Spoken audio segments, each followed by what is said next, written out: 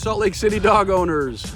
You're watching another in the series, in our 10-part series on getting your dog trained and dealing with some of the biggest issues. This is just for Salt Lake City dog owners, and I'm glad you're here, and so is my dog, Chocolate Chip. Thanks for being here today. This is a video series. This whole course is a free course.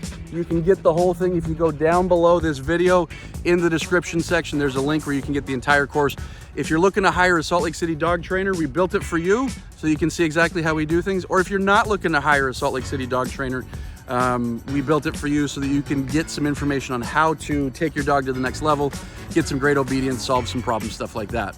Today, we're gonna be talking about food versus treats, and there's a big difference. If you're using treats, you might be running into a big problem with the training of your dog. If you're using food as a resource, you might have some success. You might not even know what I'm talking about with the difference there, but like I say, if you've been using treats, I'm gonna bust some myths for you here in this video and share with you that you might be doing something really wrong here. So watch. All right guys, today we're gonna talk about the difference between treats and food. Treats and food. Now, in other videos and other parts of this training series, we've talked about how we want the dog to realize, well, there's two parts. You teach the dog and then you proof the training. Teaching the dog, you still have to be obedient even around distractions. And so the problem that a lot of trainers have when they're just using treats is the dog, number one, oftentimes the dogs don't care about it because they've got their food at home and they're doing fine. If they get extra treats, they love it. If they don't get them, it's not the end of the world. And so treats are a problem there. Now, using food as a resource becomes different. So we call it the Work for Food program. Usually during the first month of our program, we take the dog's food, just his regular kibble, goes in a pocket, goes in a treat pouch, and what we do is as the dog is working throughout the day, that's the food that he gets. What this does, and I'm going to show you here in a second, what this does is it starts changing the dog's relationship not only with food, but with you. Because oftentimes the food sits there in a dish, the dog doesn't have to think about it, he just gets all the food that he needs. He doesn't even attach it to you being the one that's giving it. Whereas suddenly there's no more food in the dish, and now the food he's getting is coming because he sat, or he lied down, or he waited at the door, or he came when called. And in doing all of these things and getting the food as a resource rather than as a treat, it's way different for the dog. Now he's working for his food just like you do every day you go to work because you need food. And it builds work ethic for you, it builds work ethic for the dog, when you have to work for your food. So all you gotta do, come on buddy, is, for example, down, good boy. So throughout the day as we're working, if I have him down, for example, down, good boy. Any command that I have him do, I've got food on the ready, and it's super simple, it's like I say, pocket or a treat pouch or something like that. So he's getting kind of paid throughout the day. Like I say, this changes entirely the dog's relationship with you, and he sees you more in this leadership role of you're the nice guy that gives food for work. But like I say, it starts getting the dog to attach his work ethic to you, and it starts building focus. Treats don't do a good job of building focus on you. They do a good job of building focus on a treat. Whereas this type of training builds focus on you because now you're the giver of a resource rather than an added thing. Hopefully that makes sense. But stick around for a second. I'm going to share with you something else that's going to be super valuable. Hey, real quick, I wanted to do a cutaway specifically for the folks in Salt Lake City. This Work for Food program is so valuable. It's so valuable for everybody. But my experience is that folks in Salt Lake City are a little bit different with how there's very few places in the country where people are so outdoorsy with their dogs and they want so much from their dogs. And so this Work for Food program really does a great job of teaching engagement. And when I say engagement, I mean paying attention to you rather than everything else out there.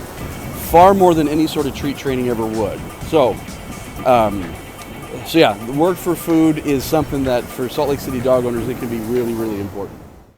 All right, guys, I showed you real quick how to do the Work for Food program. And it's really simple. I mean, there's not a lot to, as you're practicing throughout the day and as you go through this 10-part series and you're learning the recall and you're learning leash walking and you're learning how to get the dog to stay put and all that stuff, that's when the dog is getting his food throughout the day. So it's really simple. But I also wanted to make sure that you understood a distinction, because if you get your dog's training to rely on just food, you're gonna run into a problem. And maybe you're already at that point, which is why you're watching these training videos. Because a lot of dog owners that I meet, the dog will do anything for a treat, but you take away the treats and it's gone. Because they treated it like a treat. It was something extra. And so, you know, the treat's gone, the dog says, nope, I don't feel like being obedient anymore.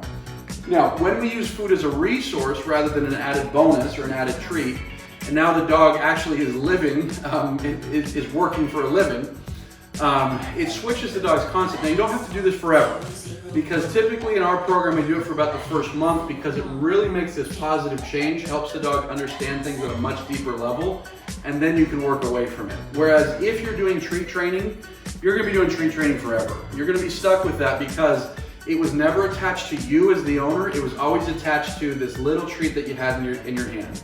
And the dog said, yeah, I will do it based on this distinction here that you're holding a treat. If the treat's gone, forget it.